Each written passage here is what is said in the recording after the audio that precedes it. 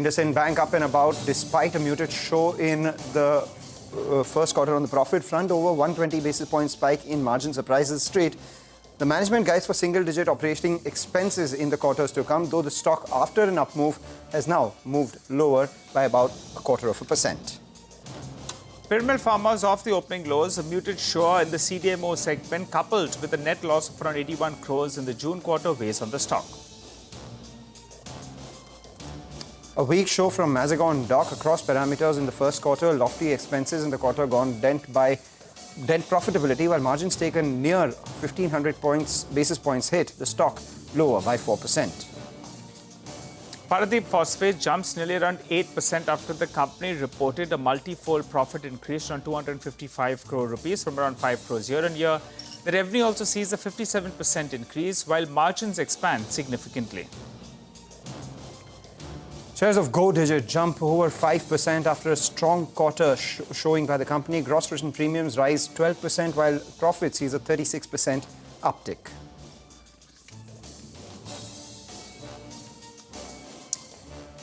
Hello and welcome to Chartbusters. We are coming to you live from the CNBC-TV18 Motilal Oswal studio. I'm Nigel. With me is Mangalam. And the markets, are unable to trend to higher levels. So intraday, we did see a big recovery from the lows of the day. Currently, we're still sitting with a cutoff around 30 points or thereabouts. So intraday, there is some kind of recovery that we're seeing, but it's not being able to sustain. So I think in the near term, that important mark on the downside is around the 24,550. And on the upside, any kind of move to around 24,850 will be met with some selling. For the time being, we're not even able to get past the 24,750, which we attempted earlier in the trading session. Take that point entirely, Nigel. We've been pointing out how the market is fairly oversold and a bounce at some point is imminent. The only thing absent are the triggers for that up move. So we'll watch out for that very, very closely at lower levels around the 24,550 to 24,600. Extremely crucial to watch out for. What we'll do is, in light of all that's taking place in the market, there are a bunch of earnings that have come in thick and fast as well. The first management on our show joins in. Acme Solar surged in trade yesterday on the back of a strong set of first quarter numbers. Remember, the company has been guiding for more than 7,000 crores in terms of an EBITDA by 2030. And the current numbers are dovetailing that trend. So revenue saw 65% uptick, while profit rose multifold, aided by other income as well. Nikhil Dhingra, the CEO of the company, now joins in. Thanks a lot, Nikhil, for joining in. The growth drivers that you had earlier spoken about for the company, one would be the increased capacity that you will constantly keep adding up all the way up until 2030, 2032. You have that path to getting there. And the second will be, increased supply or increased utilization for the PPAs that you've signed, etc. On both those accounts, could you give us a sense on where you stand versus what you had penciled in at the end of the previous financial year, and give us your guidance for FY26, increased capacity, increased utilization, and the PPAs that you've signed? Sure, Nikhil. So we have commissioned more than 1,700 megawatts in the last year, and we have a capacity of around 4 gigawatts more to execute, out of which we are targeting to execute 2 gigawatt in the next calendar year and 2 gigawatt year after that. So most of the PPAs we have won, they have been there with us from last year. So in terms of the net signing, there are two stages in our business in terms of the PPA utilization. One is getting the bid, and second is signing the PPA. So we had a very good up move in terms of the signing of PPAs this quarter. We signed more than 550 megawatts of solar and FDRE contracts and 550 megawatt hour of battery contract. So a very good quarter for us in terms of the PPA signing. And in terms of the generation, our CUF is up by 107% from last year, same quarter. That is aided by the increase in the capacity. And next year also, we are targeting the same kind of capacity increase in the next calendar year. And that will be further increase the revenue because they are higher tariff projects and with the higher capex projects also. So that will help us increase the growth trajectory to the levels you mentioned. Okay, all right, Nikhil. What about the PPA, prices that which you'll have contracted at? Say if you compare this year's pricing with last year's pricing, how different is it? So, like I mentioned, our pipeline has been stable in terms of the tariff. So, weighted average tariff for our portfolio is around 3.5 rupees. And the tariffs vary depending on the type of the project. So, an FDRE will fetch you higher than 4 rupees. Solar plus less hours of storage will fetch you around 3 plus something. So the weighted average tariff remains at 3.5 for the portfolio. We have won a standalone BESS, which is a lease-based tender, which we spoke about last time we discussed. So that is a lease-based model. So other than that, our tariff remains at around 3.5 rupees. And tariffs, of course, have come down in terms of overall industry trend, but that is in sync with the falling capex prices. Which has led to the fall in the tariff, which is good for the utilities and good for the signing of the future PPAs. What about your capex plan for this year? You've mentioned, you're looking at increasing capacity big time, looking at the storage project as well. So what is the total capex you've lined up for this expansion? And for this year, what will it be? So for this year, we are targeting to release the purchase orders and doing the capex of around 12 to 14,000 crores. And we have already released purchase orders of around 6.5, 7,000 crores. We discussed about closing a large battery contract of around 3.1 gigawatt hour. We have closed all the long. All right, we've got him on a scratchy line. Okay, go ahead, Nikhil. Sorry, okay. I was saying that we have tied up bulk of the long lead items and all the capex for the batteries because we are trying to commission the battery project earlier this year as part of our overall project. So a capex of 12 to 14,000 crores is what we are targeting for this year. The timeline of the spending may go by 2 to 3 months, but definitely the orders will be closed in this year of 12 to 14,000 crores. Got it. So 12 to 14,000 crore capex, of which 6 to 7,000 crores you've already signed up for this year battery project. Speaking of the battery project itself, you've secured some approvals for early commissioning of the BESS that may enhance your revenues in the short term. Could you give us a sense of what the opportunity here is? Because, BESS is classified as a storage asset and not generation. So under FDRE, early power dispatch is not really restricted by PPA norms.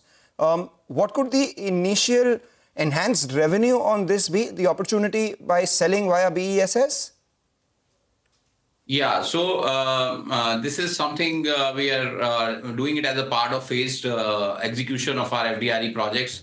We have around 1.8 to 2 gigawatts of central connected projects, which essentially means that our connectivity is ready and the AC infrastructure is already there. So we are commissioning our battery storage projects at those plants where we already have the infrastructure ready. So this will help us in terms of the early commissioning of the battery portion of the FDRE for our ongoing projects. So that is something we are targeting to do in phased manner over this calendar year and early part of the next calendar year. So that is what we are trying to do. What we will, in terms of the revenue, what we'll try and do is operationalize this and try and sell till the commissioning on a merchant basis.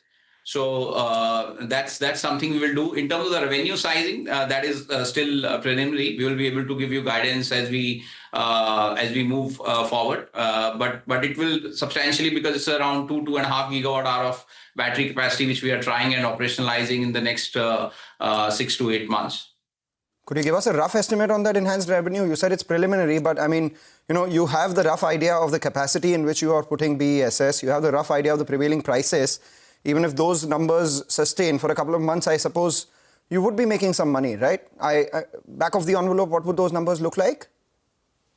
So in terms of, I can give you the units we can do, right, and maybe the hourly prices difference which is currently prevailing.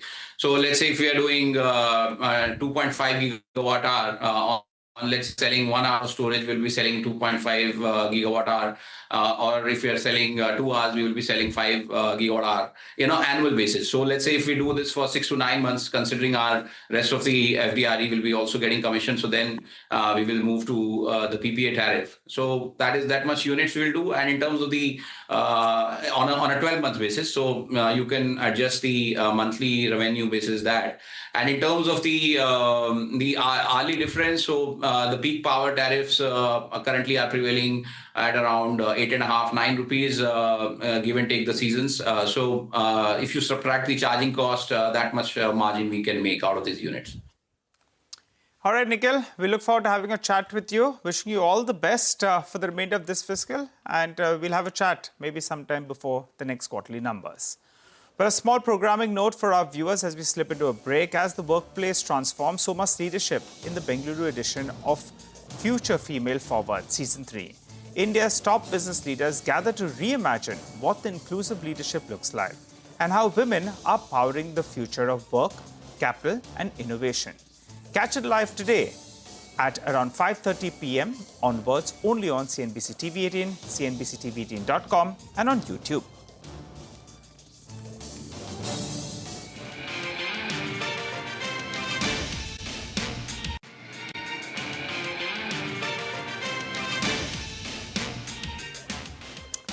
Welcome back. You're watching us here on Chartbusters. Let's talk about a couple of stocks which are buzzing around this morning. We have a bunch of them actually as we speak.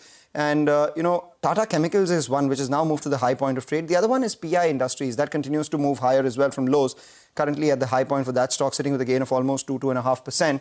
And even though, there are more stocks declining than the number of stocks which are advancing, portfolios might not be feeling as bad because the quantum of gains is a lot more than the quantum of losses that we're seeing in a lot of these names. Exide, Biocon, all of them doing well. Though those lines have crisped and crossed. Red line marginally above the green one. Let's get you some ideas for profit then from our colleagues at Money Control Pro. Bharat Jinani joins in with the stock that he's been tracking. Bharat.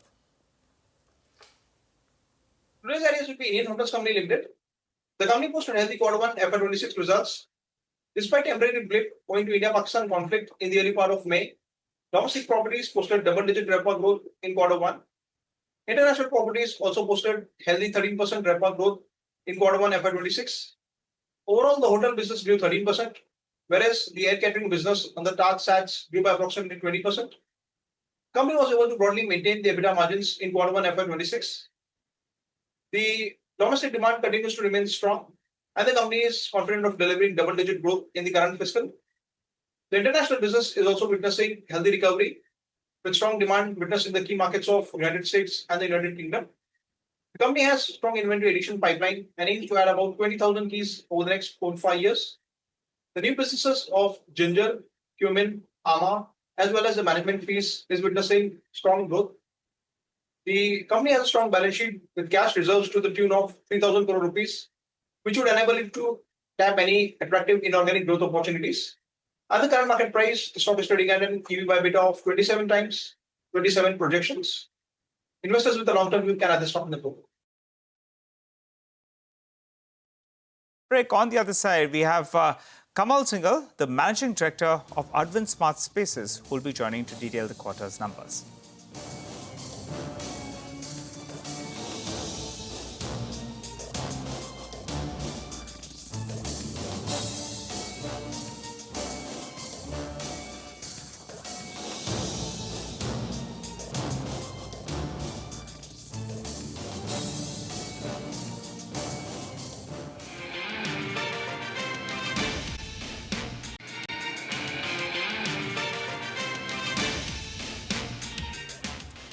Welcome back. Well, on to our second management on the show, Arvind Smart Spaces. It posted a strong, quarter. The stock is a little bit low, 3.5%. The mixed trends actually coming in there. To understand what's the way ahead, we're joined by Mr. Kamal Singhal, the Managing Director of Arvind Smart Spaces. Hi, Mr. Kamal. Thanks a lot for joining in, sir. You earlier indicated, I recall, that you're going to grow. Bookings is going to grow by around 10 to around 15%. And you had scaled it down, I think, from the 25 to 30%. Do you believe you can still do 10 to 15% for this fiscal? Yeah, very good morning. In fact, historically, we have been growing at something like 25 to 30%. in terms of fresh sales booking. This is the trend we are pretty much sure that we should be able to achieve. Last year was a little low at 15% growth that we could achieve. But this year we're on track to come back to a growth level of more like a 35 to 40% actually, because we had few launches which got delayed into this year. And that will also get added into this year's number. So if the long-term averages are something like 25-30%, we should actually exceed that number this year. So you're saying 35 to 40% this year, right? Correct, yeah. All right, interesting. What about collections? Last year it was a little south of around 1,000 crores. This year, what number are you factoring in? So generally, collections would move along with the fresh sales and the launches, etc., etc. We have been almost touching 1,000 crore last year. And this year, we should see a little bit of a growth over there to the extent of maybe around 10%. So anywhere between 1,000 to 1,100 crores should be the collection this year. All right. So you are guiding for good growth in both bookings as well as collections. If you could give us a sense on, the sales and the launches that you have over the next 3 quarters and the unrecognized revenue that you're sitting on for the company, because the last time you said it was close to around 2,800 crore rupees. If you could give us a sense on where these numbers stand at. Sure. Unrecognized revenue obviously is a function of how much we sell as a fresh sale and out of which how much gets into books of account. If the books of account are maybe around 800, 900 crores that comes into books of account and we sell more like 17, 1800 crores this year, it will get added to the extent of 1,000 crores this year as compared to the previous year. That's the basic match around how the unrecognized sales will be looking like. So if we were at something like 27, 2,800 crores last year, it should be more like 35, 3,700 crores this year. All right. So you're looking at sales to grow to 25, 2,700 crores with collections coming in at a certain level, and you are looking at your unrecognized revenue to grow to around 35, 3,600 crores this year. What about Mumbai weekend homes? I think you were looking at that. What's the potential here, and when do we see any of the launches coming by? Where are the weekend homes, sir? Yeah. Weekend homes are close by. They are about to hit the market. Right now in the process of conversions and approvals, etc.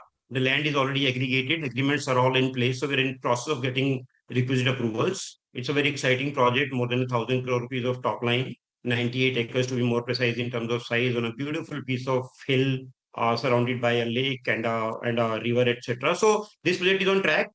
We should be able to hit this project, hit the market with this project by the end of this year. Where is this? Where is this weekend homes? We want Hill, to know. lake and all that.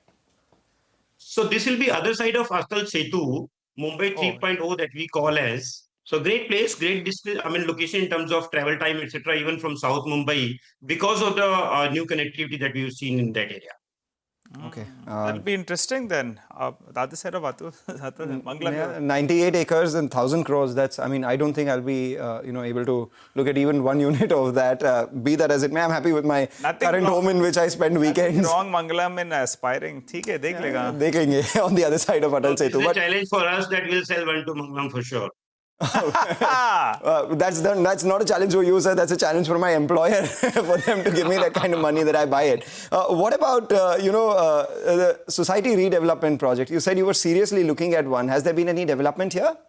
Oh, yeah. Society redevelopment obviously is one of our important pillars for MMR as a market. We're very seriously looking at it. In fact, one of these projects is almost about there. We are almost done, and we should be able to announce something concrete on that in next few weeks, not months. And we are obviously looking at a couple of more. So very, very, very bullish about society redevelopment. A lot of action is happening. Team is busy getting more options there. And by the end of this year, we should be having at least 2 or 3 projects going on the society redevelopment side. You're not too worried it's getting very competitive? It is competitive, but at the same time, there is space for everybody. Mumbai is a very, very big market. And then there are size constraints and segmentation that one can look at. The tier 1 players in terms of size look at very, very big size these days. Then there are mid-size available for many of us. So there are segments, there are products, there are areas, there are micro markets which are there for everybody. And we find quite a bit of traction when it comes to Arvind as a brand being recognized in the market of Mumbai, and hence it is helping us quite a bit on that side. Very hopeful that we should be able to do very decent there in society redevelopment space in Mumbai. All right, and demand is strong enough. We shouldn't worry. Yeah, demand. Micro market wise, it does vary. So one has to be smart in choosing where and what to play, what price segments to play. We are very clear on what we want to do and which areas we want to play. And there we are pretty confident that we should be able to achieve our numbers and achieve what we want to achieve in this new market for us. When does your first home from that Mumbai weekend housing get delivered? So if we launch within this year, generally horizontal projects start getting delivered within a short span of time, which is more like 30 months. So 30 months from start of next year is when 2028. Got it. Yeah, correct. 2020. Thanks a lot, sir, for joining and just planning my holiday at Manglam's home. Appreciate you joining it, sir. Wish you all the best. We look forward to having a chat with you rather soon. Thank you. On that note, though, we'll wrap up on Chartbusters. The team of Trading Hour comes up next.